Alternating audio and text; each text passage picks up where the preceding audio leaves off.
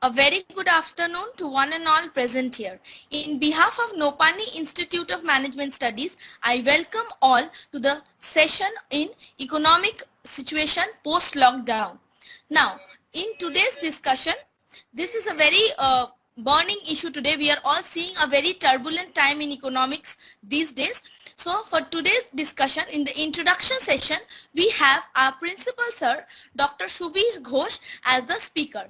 Dr. Ghosh is a PhD in economics and holds over 20 years of academic experience. He also has numerous numbers of publications and papers in these fields. Sir, I would like to invite you to put your insights and introduce us to today's topic. Sir, please. Good afternoon to you all. First of all, I would like to welcome to the participants, those who have joined in this webinar. And also I would like to congratulate the organizers, those who have organized this webinar.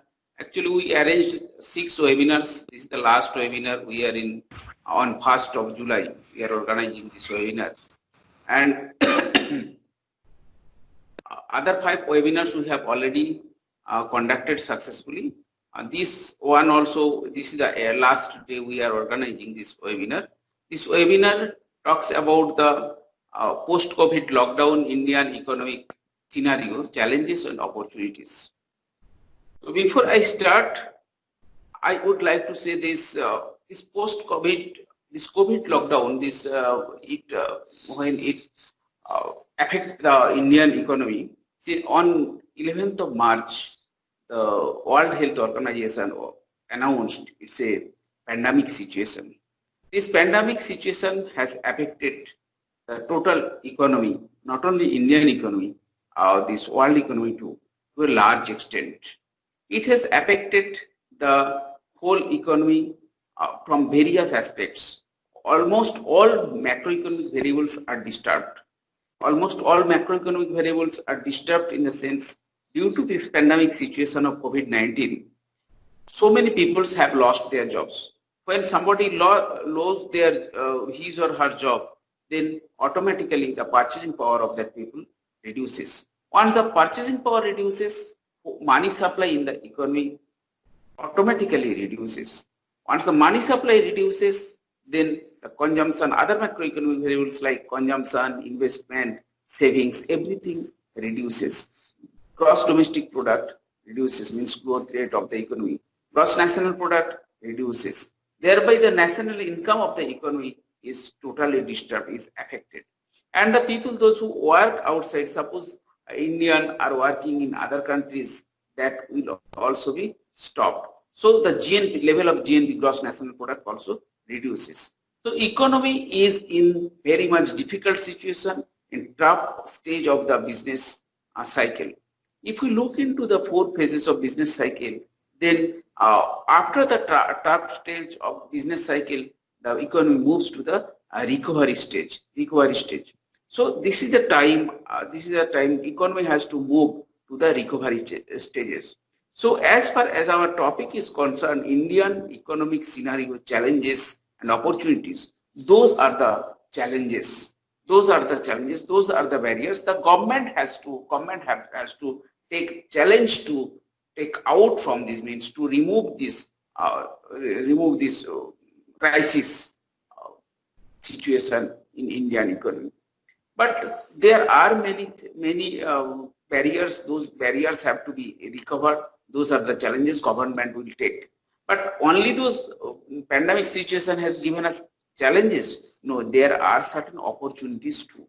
So what are the opportunities we have in our Indian economic perspective due to the COVID-19 era? The Indian economy is mostly populated country in the world. So since its population density is very high, therefore the labor supply in our economy is very high.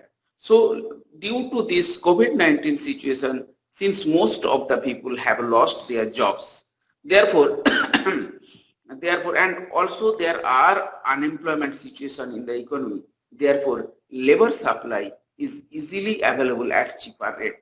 So now the government has to take this challenge to utilize this cheap labor supply into labor intensive industries, labor intensive sectors where there are ample opportunities to absorb those unemployment and the people, those who have lost their jobs, employment, to provide them the employment. So labor intensive industries is one of them. Then the government can initiate to start different ventures, startup industries, budding industries. So the new ventures, new entrepreneurs may come. So to start those entrepreneurial activities, government has to provide cheap loan. If government, in one side there is labor intensive industry, so where more people can be employed. In another side, to move up or to promote the entrepreneurial activities. These entrepreneurs, in one side, they can provide themselves employment, in self-employment. In another side, they can create the employment opportunities for the others. So entrepreneurship or entrepreneurial activities solve the dual purpose. And if government provides the labor intensive industries where more laborers will be engaged, that will serve the single purpose. Now you see this, if these entrepreneurial activities are promoted, then as it provides self-employment, at the same time it provides employment for the others, so more people will be engaged there, more people will be engaged there. But for that, for budding entrepreneurs or new entrepreneurs, loan facilities are required. In this context, government has to provide loan at lower rate, cheaper rate. The government has to perform different role in instructing the Reserve Bank of India to reduce repo rate, to reduce bank rate, and to follow the cheap monetary policy to promote the open market operation in purchasing the sales and debentures or the shares to the people, so that people will be having money in their hand. So the money supply will increase in the economy. Once the money supply increases, automatically the purchasing power of the people will increase. If purchasing power increases, then the people will be able to pay higher price for the same commodity. So the demand of the commodity will increase in the economy. Once demand increases, then supplier will be interested to produce more. Once the supplier is interested to produce more, then more people will be employed in that sector to produce more products, commodities and the services, commodities. So then more machineries will be purchased. More employment generation will be possible. More investment will be done in the economy. So total economic cycle will move up. And at the same time, the government has to pay attention on promotion of MSMEs, medium and small scale entrepreneurs. And also, the government has to look for the international payment side. International payment means in the balance of payments accounts, there are two sides. One is receipts and the payments in the balance of payment. So at this moment, if the export is not, if the promotion of export is not that much possible, at least to reduction of import may be possible. Instead of, if not export promotion is possible, if the import substitution is possible, then in other way also, that will also help us to stop outflow of money in the international market or in other countries. The products which are imported from other countries, for which the people or in other way the country pay to the other country, so money outflows from our country to another country, if those are stopped by imposition of tariff or quota, then in one way can reduce the payment on import, so that balance of payment accounting system or balance of payment account, the deficit will be less. On the other hand, if those demanded products which are imported from the other countries, if those products are produced in our home country or the domestic country, then our domestic product will be promoted. The demand of those products will be there. So the those industries will develop, and then employment generation will take place in those industries. So input substitution is another way to remove those challenges, or to remove those difficulties, or to promote the economic activities, to remove the barriers, or to remove those economic problem, to remove the economic crisis due to the COVID-19. As per the economists, the loss has taken place in last 90 days or 100 days so far due to the COVID-19. It will take another 1.5 years, since 1.5 to 2 years to recover this economic loss, Therefore, the government has to take certain steps. Those steps, as I can think of, to recover this crisis, that has to be taken place. That has to be taken, and also government has to think on employment generation, which is most essential part of recovering the economic loss in our country. Thank you. I think I have covered up this both the sides of economic scenarios in challenges and opportunities. So since there are challenges, opportunities are also there. So that has to be, those opportunities has to be explored by the concerned government. Thank you. Thank you. Thank you, sir, for your informative insights. Whenever we hear the term economics, it becomes it inculcates a fear, but you have made it easier for us to understand the basics of economics and how the labor economics or the labor markets, import substitutions, all this works. Thank you, sir. Now moving on, we have our students who would be our eminent speakers for the day. Our first speaker is Tanmoy Bishwas of BBA 6th semester. Tanmoy, I invite you to come and present to us your views. Tanmoy, please. Hello everyone, my name is Tanmoy Bishwas, student of BBA 6th semester, and today I'm going to discuss on the topic focusing the future strategies of Indian economy in post-lockdown era. Now I would request sir to please share my PPT. Focusing the future strategies of Indian economy in post-lockdown era. But before moving on to that, let us see the impact of COVID-19 in Indian economy. Around 50 million people have lost employment in the lockdown. More than 45% households across the nation have reported an income drop as compared to the previous year. Various businesses such as hotels and airlines cut salaries and have laid off employees. Revenue of Ola cabs went down nearly 95% in the month of March and April, resulting in 1,400 layoffs. In an economy already reeling under a demand depression, rising unemployment, and lowering of industrial outputs and profits, all of which happening together for several quarters now, a supply side constraint would deliver a big blow, jeopardizing growth, prospects, and social and economic well-being of a large number of people. The quarterly GDP growth has consistently fallen since Q4 of fiscal year 18. If there is a deviation in Q4 of fiscal year 19, it is because the National Statistical Office revised its data on February 28, 2020, drastically cutting down growth rates in the first 3 quarters of fiscal year 19, that is from 8% to 7.1% for Q1, from 7% to 6.2% in Q2, and 6.6% to 5.6% in Q3. In this slide, you can see I have divided sector into 2 parts. One which is adversely affected due to the pandemic, and the other which are not so heavily affected sector due to the pandemic. The sectors which are adversely affected are apparel and textile, building and construction, auto sector, aviation and tourism. Apparel and textile, this sector will get hit adversely due to disruption in labor supply, restricted demand due to limited movement of people and purchasing ability. Auto sector will face challenges due to lack of demand, falling income levels, etc. Building and construction, this sector will face challenges due to high interest payments and lack of sales.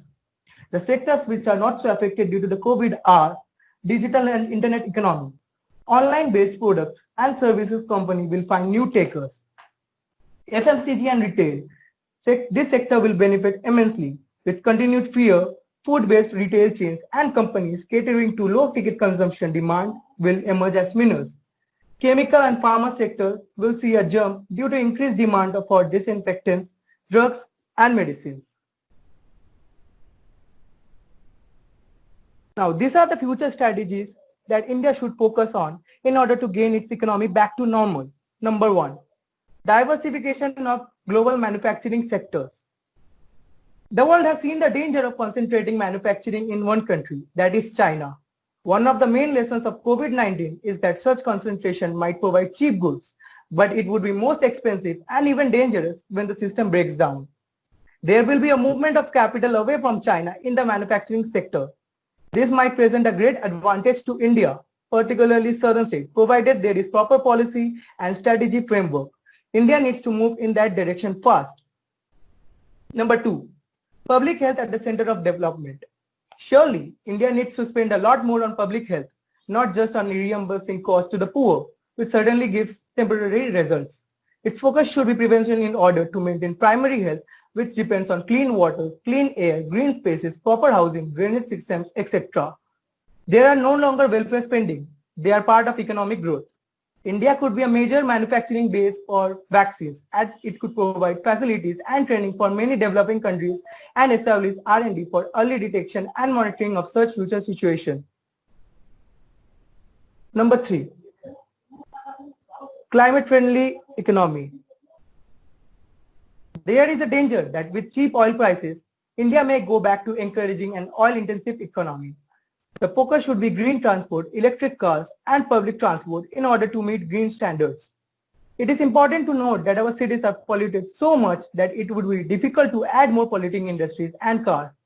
At a global level, a post-COVID-19 economy will be mostly a green economy. Number 4, focus on agriculture. India has a great opportunity to promote sustainable agriculture. In times of crisis, social stability is of paramount importance, and that is secured with production and distribution of food grains. India in general, and particularly some of the states like Telangana, did very well in terms of producing the much required food grains.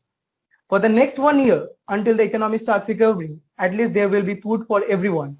So spending on agriculture, particularly for the steady supply of food grains, is extremely important.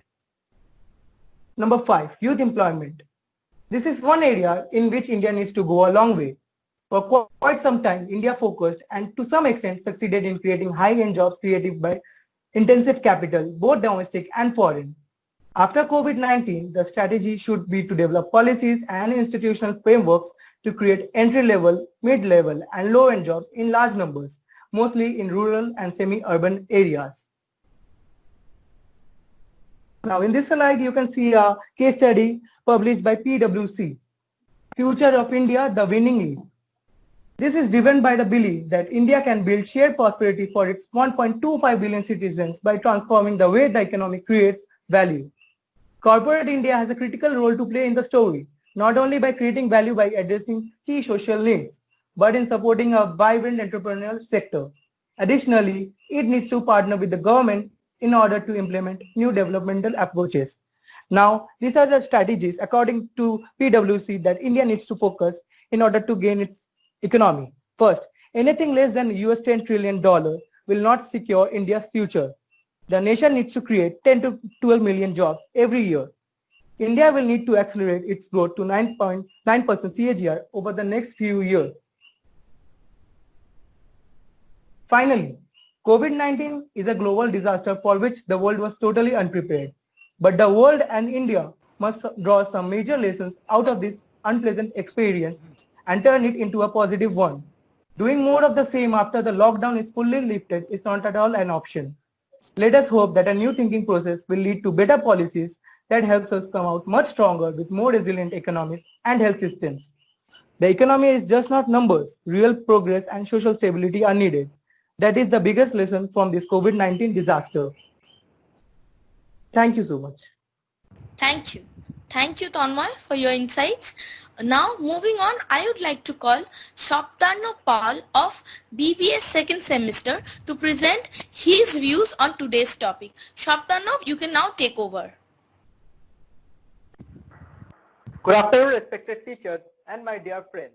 Myself, Nopany, student of BBA second semester from Nopany Institute of Management Studies. Before starting my today's presentation, first of all, I would like to thank all the teachers in charge for giving me this wonderful opportunity to speak on today's topic, that is Indian economic scenario in post-COVID lockdown era. So now, may I request sir to please share my PPT. So, Indian economic scenario in post-lockdown era. Firstly, the current scenario. The economic impact of the 2020 coronavirus pandemic in India has been largely disruptive. India's growth in the fourth quarter of the fiscal year 2020 went down to 3.1% according to the Ministry of Statistics. India had also been witnessing a pre-pandemic slowdown, and according to the World Bank, the current pandemic has magnified pre-existing risks to India's economic outlook. The World Bank and rating agencies had initially revised India's growth for fiscal year 2021 with the lowest figures India has seen in 3 decades since India's economic liberalization in the 1990s. So this was the current scenario. Now moving to the next slide, the outcome caused by this COVID-19 is that firstly, the sharp rise in unemployment. Due to this lockdown, in India, up to 53% of businesses have specified a certain amount of impact of shutdowns caused due to COVID-19. The unemployment rate had increased nearly 19% within a month, reaching 26% unemployment across India. Around 14 crores Indians lost employment during this lockdown. More than 45% households across the nation reported an income drop as compared to the previous year. Secondly, stress on supply chains. Following the lockdown, certain essential supply chains broke down. Britannia Industries, supporting the lockdown, urged the government to ensure interstate movement of the raw material for the food processing industry was not hampered. The managing director of Britannia stated that if even one link in the supply chain is broken, the country could run out of stocks of packaged food. Thirdly, collapse of tourism industry. Various businesses such as hotels and airlines cut salaries and laid off employees. It was estimated that the loss faced by the tourism industry is around rupees 15,000 crore, and live events industry saw an estimated loss of rupees 3,000 crores approximately. So it means that the tourism business and occasion related business collapsed badly during this pandemic situation. Lastly, decrease in government income. Government revenue has been severely affected with tax collection going down, and as a result, the government has been trying to find ways of reducing its own costs. Now, coming to the next slide, the opportunities India can face after this lockdown is that, firstly, the economic recovery. Our country is slowly limping back to work. The economy suffered a downturn during the pandemic, but then bounces back above the level it would have been in a pre-pandemic baseline. The economy permanently loses the production that would have occurred absent the pandemic, but very quickly returns to its pre-pandemic baseline once social distancing is lifted. The pandemic has a permanent effect on GDP. Lost investment during the crisis, a rethinking of global value chains, a permanent change to fiscal policy, and a slowdown in productivity growth all have the potential to cause the trajectory of GDP to be lower than it otherwise would. This is basically what the recovery from the Great Recession looks like. Secondly, comes the surge in local production. For the development of our country, companies started preparations for restarting operations. Some companies have opened offices with the maximum permitted strength of 33%, while others took a more cautious approach of as low as 5%. Mobile manufacturing incentives were offered by the government to mobile manufacturers. These include a rupees 50,000 crore production-linked incentive on goods made locally in India. Thirdly, preference of own vehicles. During this situation, more number of people will prefer traveling from one place to another in their personal vehicles for their safety from the disease. So, the production of vehicles may lead to business upright because the ones who don't have personal vehicles, they will buy vehicles for their self-owned transportation. Next, alternative to China. The government of India is aiming to attract companies that wish to move out of China or are looking for an alternative to China. The Prime Minister's office is conveying to the central and state government for machinery to ready pro-investment strategies. Lastly, what are the concerns? There were concerns as to where would the government find the funds to fight coronavirus and keep the economy alive. Experts suggested measures such as looking into norms, tax payments and income support to those in the unorganized sector. A direct cash transfer scheme for the most vulnerable is also being considered.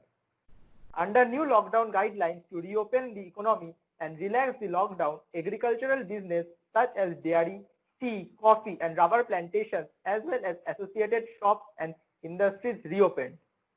Looking forward to overall situation, the key priority areas for greater government participation in a post-lockdown economy will be healthcare, public transport, municipal services including drinking water, sanitation and power supply. At last, I would like to conclude by suggesting that every particular should shoulder their work with complete safety measures. Stay safe. Thank you. Thank you. Thank you, Shaptarno, for the excellent views. Now, moving on, we have our student Shubham Ghatok in the queue of BBA second semester to put forward his presentation. Shubham, you can now proceed. A very good evening to respected teachers and my dear friends. Today I, Shubham Ghatak of BBA second semester, is here to present on today's topic, rebooting the Indian economy in post-lockdown era. I would now request sir to kindly present the PPT. So, coming to introduction, there are 4 major points I like to throw light on. First of all, no wonder this is first time India is experiencing such critical situation and the pandemic has caused a shock for the Indian economy. Second point says that the 4 legs of Indian economy, that is consumption, manufacturing, exports and capital flows, have been impacted adversely. Coming to third point, we know that China is the only major economy to have its production machines running and supplying the entire world to fight with COVID-19. Hence, China is the biggest competitor now. The fourth point says that we need to save what we already have. That is the domestic companies that have been sustaining the Indian economy rather than fantasizing about the foreign companies coming to India in waves. So it was all about the introduction. Now coming to economic impacts. No doubt the impact of COVID-19 is going to be substantial. So assuming that if 50% of economic activities is in terms of value generated is stopped, then India might lose 1% GDP or more every week. So 5 to 8 weeks might bring down GDP by about 8% or more. Now business that depend heavily on migrant laborers will take time to restart as migrant laborers will not be available immediately. Then third point says that it is said that many SMEs, that is small and medium enterprise, which are mostly export oriented, might not be able to come back to business due to restriction in transport and some parts of our country. And even if lockdown is lifted, restrictions will be still there in some or the other form in our country. Hence, the impact could be quite substantial. Now let us see the spread of COVID-19 in India. Spread of virus is relatively low compared to US and other European countries due to restrictions and measures taken beforehand. But on April 18, it was noticed that 9 states accounted for about 85% of known cases, while 18 states with a number of cases less than 3% of total cases.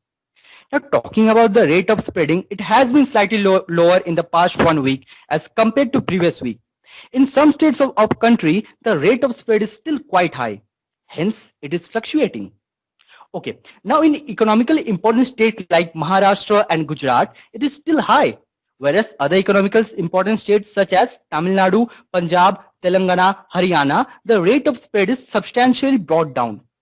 And Kerala has done a commendable job by bringing down rate by 11%. Now talking about present situation, the rate of spread is increasing day by day, that is 20,000 cases per day. And in our own West Bengal, Kolkata is most affected by COVID-19. So coming to main topic, that is rebooting the Indian economy. First of all, Jaan versus Jahan, which means there is need to balance public health and economic concerns. So based on three zones divided in India, economic activities can be carried out in green zone. Second most thing is that the NSSO survey of consumption expenditure for the year 2011 and 12 revealed that that in an average Indian household, 45% of expenditure is on food and almost 60% of expenditure of the poor is also on food. I do not know the exact pattern of 2020, but my guess is an average Indian will still be spending about 35 to 40% of their expenditure on food. And for poor, the expenditure will be also 50%. Hence, here lies the scope to reboot the economy. Now, coming to third point, there is a need to run more public transport like public buses, domestic airways, special trains, because it gives boost to economy. Then the fourth point says that we should not only apply the policy of domestic essential goods and services like Bangladesh have followed, but also focus on to export-oriented sectors and units. So now most importantly, we should keep the rural economy fully functional to the extent possible, so that the basic agriculture and other economical activities are not interrupted, but restrictions should be imposed against gatherings in local huts, tea shops, and etc. So now let's see the possible measures. First of all, RBI has announced slew of measures to ensure easy availability of credits, but more are needed, especially from the government. Then the most important, it is well known that the system of GST has placed some burden on business, which require large working capital, which also increases the cost of production. So emergency measures would be that government can allow delayed depositing of GST without penalty. Second most is that they may be allowed to deposit only a part of GST dues and retain the balance, which can be adjusted against the input credit. And third point says that management of the economy should go in hand with management of public health. Then we know that the All India relief package of rupees 1.7 lakh crore announced by the central government earlier, which is about 0.8% of GDP. It is too funny to reboot the economy. Hence, bigger relief cum stimulus package, certainly not below 5%, is needed. Now, centers should be empowered with high level of alertness. They need dynamic and flexible measures, be it allowing them to go through fiscal expansion. Second most thing is that the agricultural part should be rapidly mechanized, as it requires less number of farmers and workers, because mostly the work is done with machines. For example, in Punjab, there is mechanized system for agriculture. The third most point is about exports. Center needs to be more concerned about the exports, as the failure to revive it quickly can have serious long-term impacts. So here it comes to an end. I like to conclude that it is necessary to work from home, support our nation, and be safe and be healthy. Thank you. Technical glitch. Thank you, Shubham. Thank you for your insights. To take the session forward, I would now like to call our beloved student Shagnik Shengupta of BBS second semester. Shagnik, you can now proceed.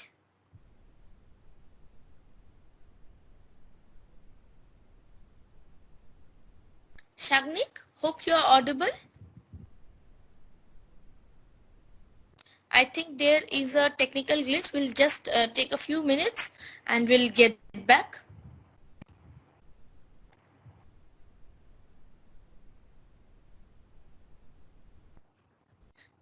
Sir, Principal Sir, if you would like to enlighten us something more on today's topic, we shall be happy to hear from you. This topic, this economic scenario, different opportunities and challenges we have discussed. Yesterday only I was looking into the economic times. There I found that it was written the rural economy mainly now this is just lockdown is still going on, but it is called Unlock 2. So in the process of Unlock 2, that the economists, renowned economists, they were viewing that, they were saying the rural economy is prospering, and mainly the sale of the motorbikes or other motor vehicles, the is taking place, sale is taking place more in rural economy than in urban. What happens in rural economy? Rural economy not always on salary dependent actually, but urban economy is depending upon the salaries mostly. The people, urban citizen, at the end of the month they spend throughout the month. Again at the beginning of the month or end of the month they are paid.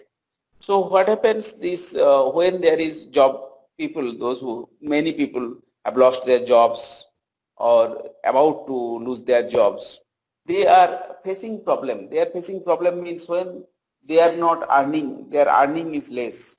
Then automatically what happens, they are unable to pay price for the commodities, and commodity price is going on. This is one thing. On the other hand, this is one thing. So the urban economy is mostly affected by the pandemic, this COVID-19. But rural economy is also affected. But see, when there was lockdown, the cultivation, all the agricultural activities and all those things were on. So they were there. And if we look into the public servants or in servants in the private sector also, those who live in the rural areas, they, after getting their salary, they are not much bothered whether they are getting in time or not. Yes, obviously wants to get salary, they want to be paid in time, everything is right. But their consumption not always depending upon the salary earned by those people actually. So that is why urban economy or the urban economy is mostly affected, and rural is not that much. And FMCG sectors, one of our speakers was talking about the FMCGs. The FMCG sector also, I was reading one news yesterday in the Economic Times. That sector is also moving in these rural areas more, because the rural people at this moment, in compared to the urban, rural people are in good situation. They are having money in their hand, so they are able to pay. They are able to pay for those fast moving. This is FMCG is the fast moving consumer goods. So they are able to pay their position. Now these urban people, they are now thinking about how to fill up their stomachs to square meal. So every day how they will get their food. That is the challenge for this urban now at this moment. Is Sir, that okay now? I would like to, Yes. sir, I would like to ask, I'd like to know it from you, out of curiosity, these days, we were hearing about the growth of non-performing assets in the banking sectors as well. Like before Corona, not only due to COVID-19 or this lockdown, before that also there was a huge UN cry about the NPA thing happening in the banking sector. Like if you like to put some of your insights, like what do you feel, the monetary policies or the fiscal, what the government could do, or how could that be curbed? Now this situation has again happened. How could that be dealt with? If you can non-performing asset means what? These assets which do not move, non-movable Yes, properties and assets only. So if you look into this before pandemic situation also, just right after, see, if you look into 2007 the subprime crisis, that time there was also crisis during this mostly this European and USA economy that was largely affected. So the Indian, those who were in that states, they were asked to leave that job, so they were not getting. But that time only IT sectors and some limited sectors were affected. And now this is after that another hit was that in 2000, that was 16 perhaps, the demonetization. demonetization. So, Yeah. yes. So that time again this real estate price could not. Sir, one more thing I would like to ask you, that before, we have heard this, some whispers that the last that crisis that happened in the 2007 or thing, the black money India had, the Indian people have this thing that will not go to bank, will keep the money. That thing helped the economy to revive. Now that demonetization has happened and people are suspecting we do not have even like that much of cash in hand, the Indians do not have, and real estate policies have also changed, and now that this crisis has happened, will there be differences in the coping strategies? Like like we have heard it that there were whispers that in 2007 and all that crisis India has dealt only with black money. Now demonetization has curbed that. Will there be differences?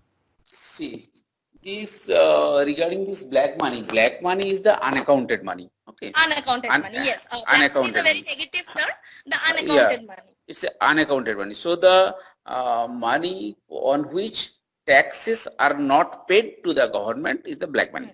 Yes, sir. So the people, those who are having black money, so by demonetizing, government wanted to ban that money, so that became a paper, just piece of paper, and new currency were introduced. Currency were introduced in different denominations. The denominations were also given. So that was not only to curb the black money. There were another purpose also. The purpose was that in other countries, what happened? Those terrorist activities. What the terrorists were doing, they were, if the denomination is large denomination, they were printing different duplicate notes. And if this currency is totally overnight changes, then whatever the duplicate notes were printed, that became the just a piece of paper only. So that, that did not have any value. After that, again they will have to print money. So that is why inside that paper there was one what should I say? We had heard. Like we'll have a chip or something. This we had heard. Yes, that chip was introduced.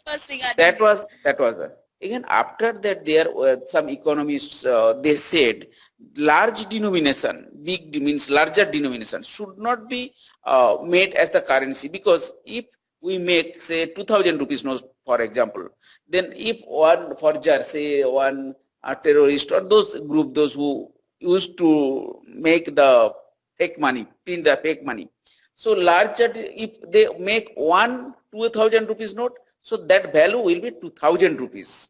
2000 rupees. So but if small denominations are there, they won't be interested that much. Interested will not be that much. That is why nowadays you will find this 2000 rupees note is gradually reducing. This is the only reason what I feel, because this is the view of the economists. Reserve Bank governor that time he was there. So that is the situation. This demonetization, and after that, yes, somehow, but it has another purpose also. Government highlighted this digital payment, digital money, e-wallet. So what is the meaning of this? So your country did not need much money, more currency, because it will be transacted, debited, this will be the transaction. So no more money required to be handled. So in that, those terrorists not some sound is coming. Terrorists will not get scope to print fake money and all. If this transaction is done, money will not be there, so chances will be. It is done electronically. So those few were the purpose, but due to this demonetization or subprime before that subprime crisis, and now this COVID-19, it has affected this real estate or non-performing asset. What you are saying is very much, and also these NBFCs, non-banking financial corporations, they are also suffering from liquidity trap. They were actually giving loans to the small groups, so they were not getting. Again, there was some other problem. 1701 NBFCs were declared as banned. After that, perhaps now they have been permitted to disburse loans and all for the time being, because they were unable to show their liquidity of 25 lakhs or something like that. So that was the reason. So actually economic situation is not at all good, though the government is claiming that 2-3 days back I found this government is claiming in rural areas FMCGs are moving like anything. It is better than pre-COVID-19 period also. And some other sectors also government claims this. Those are actually the political facts, political reason. The projected. So this, projected. it is projection is also not shown. It is just just it is spoken. But if you ask the proof and all, then in the immediate proof cannot be shown. So that is the thing. That is the fact only. Anyway, that technical. Yes. Okay. Well. Now I think we have solved the problem. Shagnik, are you there? Am I audible to you, Shagnik? Yes, ma'am. Yes, ma'am. Okay. Now, I would like to again reintroduce him. We had a long discussion. People might have misheard or have forgotten. Now, this is Shagnik Sengupta of BBA second semester. He will now present his views on today's topic. Shagnik, you can now proceed. Good afternoon to all the teachers present here. I, Shagnik Sengupta of BBA second sem, is going to present on the topic economic implications of COVID-19 on Indian economy. So, I request sir to please share my presentation. Large impact on Indian economy. COVID-19 has affected Indian economy to a large extent. Due to this reason, India's GDP has reduced drastically. Few sectors like the corporate, education and the transport sectors have suffered a huge loss. This pandemic has a greater impact on Indian economy than the others like the financial crisis of 2007 and 8, the MERS, the Ebola, etc. European economies suffered mostly. The worst hit economies include the developed economies of Europe, which contribute to more than 60% of the world's economic output, like France, Spain, Italy, etc. Production deficit. Due to lockdown, there is a huge production deficit, which has led to high demand for various goods and services.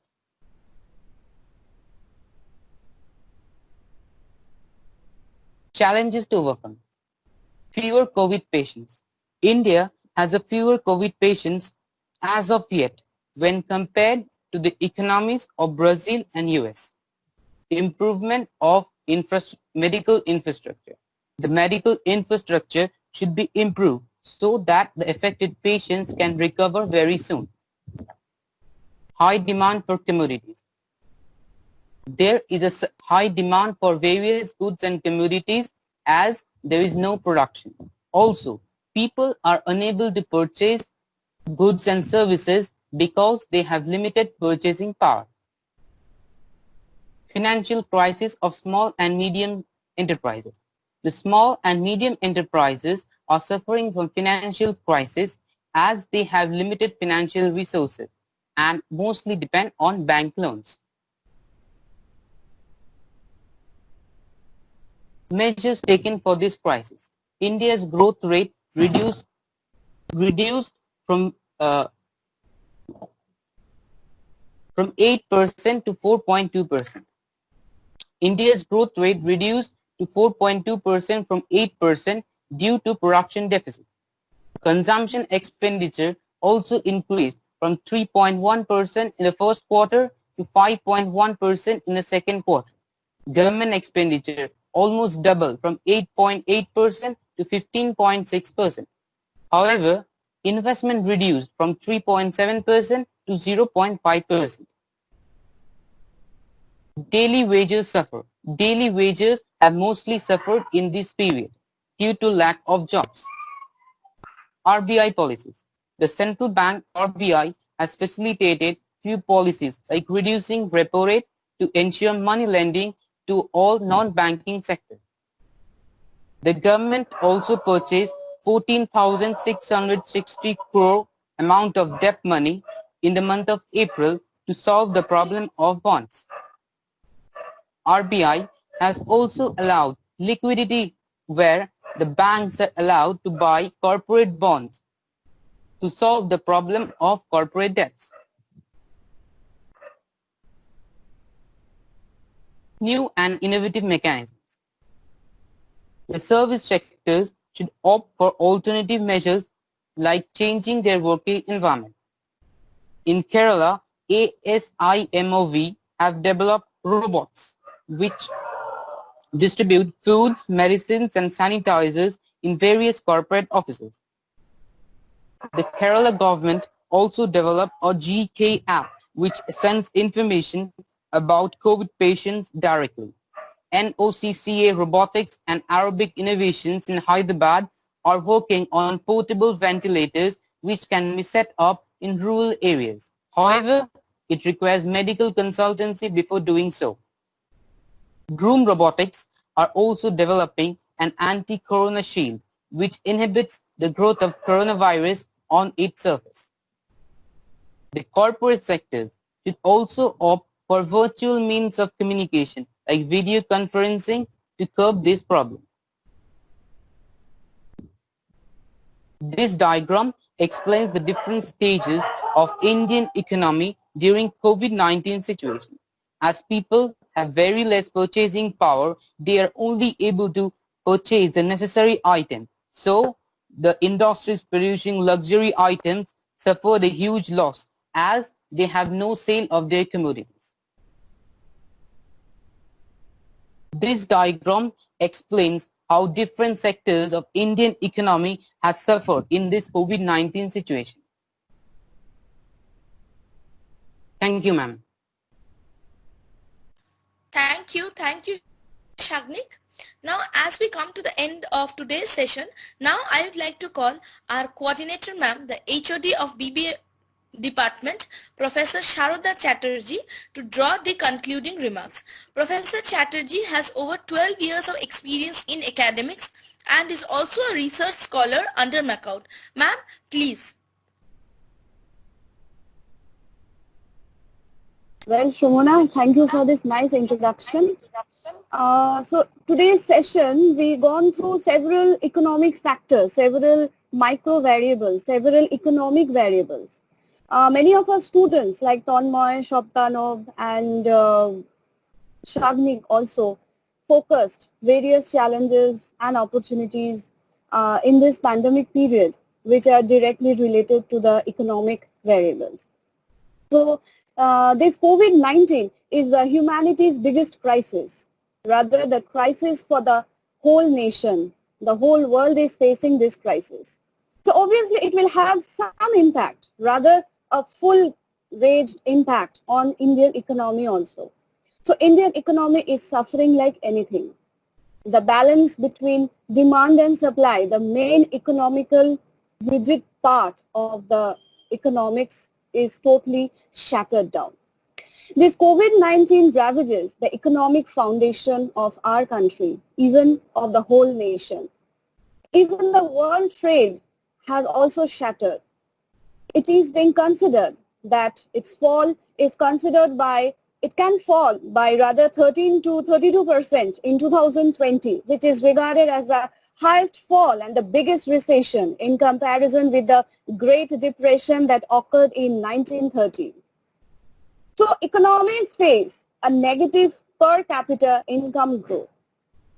Now, let's consider one example. Now, in considering the challenges, various challenges we used to see, the different sectors are also suffering beside MSMEs, right? Like aviation, tourism, hospitality, healthcare, every sector is suffering, including the education.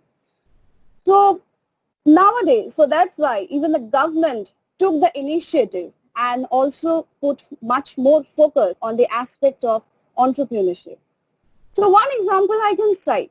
Now, entrepreneurship is not a sudden concept. Previously also it was there.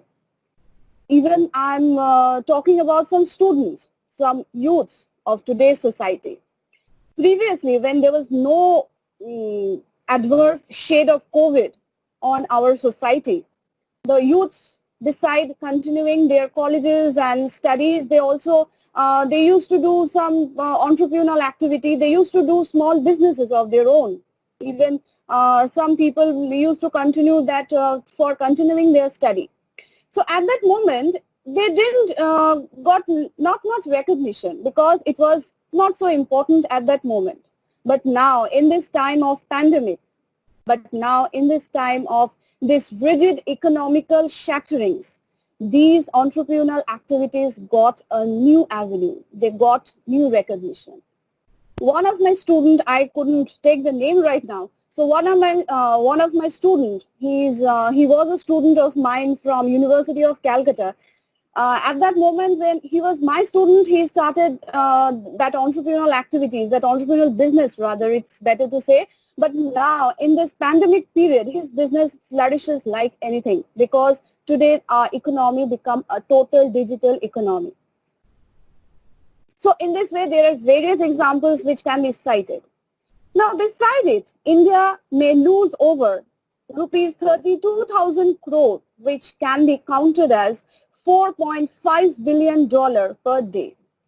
Now, IMF does project a rebound in the growth of the Indian economy in 2021 at the rate of 7.5%, which focus rebooting, rather rebounding of Indian economy. And this point is also focused from the point of Shoptano Parents. From the words of our principal, sir, it is also being focused that various macroeconomic variables are being affected for this COVID pandemic lockdown. So nothing to say much. Let's conclude our session here. Let's have fingers crossed that one thing more to say, that our economy is in total uncertainty. We don't know what will happen in future. So let's have fingers crossed. Hope all of you will remain safe and healthy. And at last but not the least, I would like to extend my appreciation and I would like to thank to all the contributors for their great contribution for this webinar series. Thank you to all. Thank you, Principal Sir. Thank you, Director Madam. And thank you to all the NIMS webinar committee. Thank you. Thank you, ma'am. As we come to our end to today's session, now I would request all the participants to participate in a small quiz to gather the e-certificate. The link of the quiz is in the chat box. You can you'll get the link in the chat box, or the link will also be sent to you in your email ID. Hope you are well acquainted with the thing, but still if you have any queries, you can contact our technical team. Now you can go to the chat box and get the link to the quiz. Once you complete the link, your e-certificate will be sent to your email ID. Please provide the correct details because the details you provide will be reflected in your e-certificate.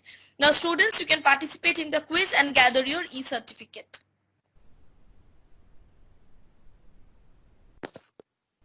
Madam, can you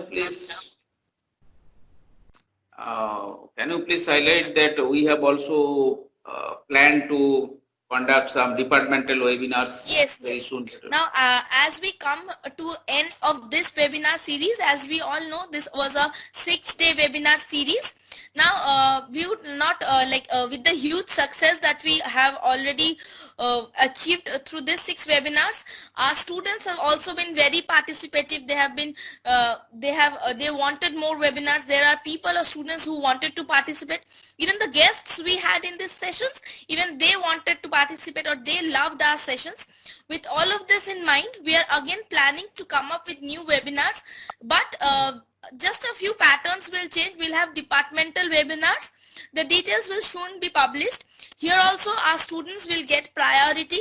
They will get a chance to participate. I would urge my students, those who have participated, they can again participate, or those who haven't received any opportunity as of now, they can now participate and they'll also get the opportunity to present. And for our guests who all are attending and have been with us till date, Nopany Institute of Management Studies will keep coming up with the seminars. I would like to invite all of them to be a part of our upcoming departmental seminars as well. If any one of you have any questions, you can ask. You can post your queries as well. You can go to the quiz, or if you have any questions, you can ask your questions as well.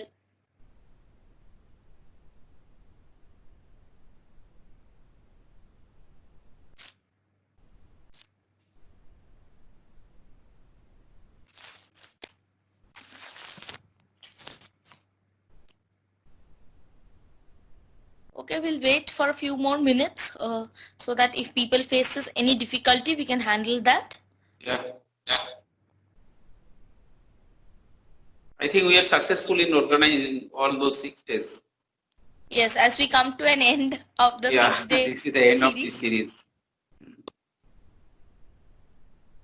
And this is also, I feel this webinar also is a learning, because previously nobody could think about this such type of webinar, and easily it is cost effective also.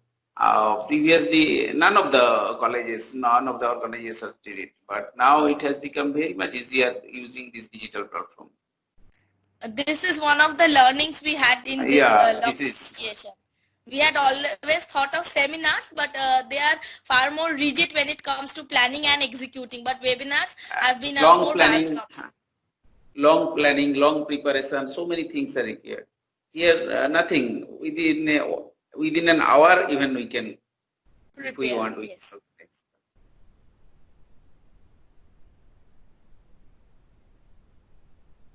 Okay, so we will end our thing here. Students, if you have already participated in the quiz, you can leave the meeting. Thank you very much. Thanks all for attending this webinar.